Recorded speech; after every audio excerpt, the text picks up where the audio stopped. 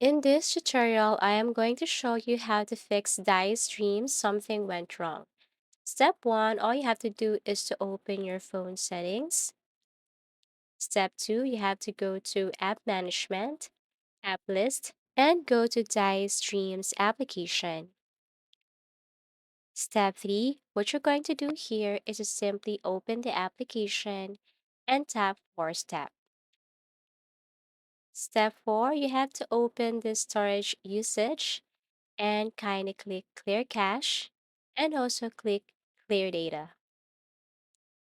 Step 5, you have to exit this phone settings and go back to your Google Play Store if you're using Android, or go to your App Store if you're using iPhone.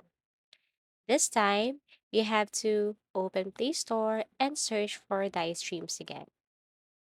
Step 6, once you search DiceDream, you have to make sure that you have already updated this application. So if you see update here, I mean this blue button says update, you have to click that because you have to make sure that you're using the latest version or this application is up to date to avoid any problems while playing this game. As easy as that. Thank you for watching and see you in our next videos.